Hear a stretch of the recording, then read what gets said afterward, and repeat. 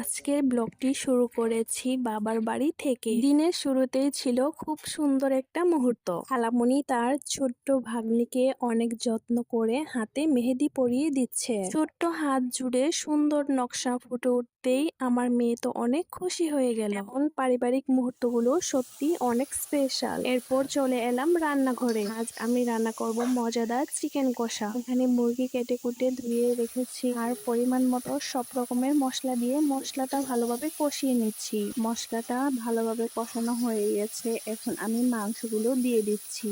আমার বোন আমার হাতের চিকেন কষা খুবই পছন্দ করে। আমি কোনো কিছু রান্না করে সর্বপ্রথম আমার বোনকে টেস্ট করতে বলি। একদিন আমার বোনকে মজার মজার কয়েকটি রেসিপি বানিয়ে খাইয়েছিলাম। তারপর আমার বোন প্রশংসা করে বলেছিল, আপু তোমার হাতের রান্না তো বেশ মজা, তুমি একটা রান্নার চ্যানেল খুলো, সেখানে মজার মজার রেসিপি বানাবে। কিন্তু চ্যানেল ক্রিয়েট করার পর রান্না বান্নার শুট করার আর সময়ই পাই না। সংসারের কাজ, বাচ্চা কাচ্চা পালতে হয়, সব মিলিয়ে অনেক পেরেশানিতে পড়ে যায়, হয়তো সঠিক মতো কোনো ভিডিওই আপলোড করতে পারি না। রান্না শেষ করে খাবার পরিবেশন করার আগে আমি সুন্দর করে লেবু কেটে ফুলের মতো ডিজাইন করে নিলাম। ছোট্ট এই সাজটুকুই পুরো খাবারের সৌন্দর্য আরো বাড়িয়ে দিল। ভাবে পরিবারের সঙ্গে কাটানো ছোট ছোট মুহূর্ত, নিজের হাতের রান্না আর ভালোবাসা দিয়ে সাজানো প্রতিটি কাজ আমার কাছে অনেক মূল্যবান। আশা করি আমার ছোট্ট ব্লগটি আপনাদের ভালো লেগেছে। যদি কোনো অংশটি ভালো লেগে থাকে তাহলে অবশ্যই একটি লাইক দিয়ে কমেন্টে মতামত জানিয়ে যাবেন। ভালো থাকবেন।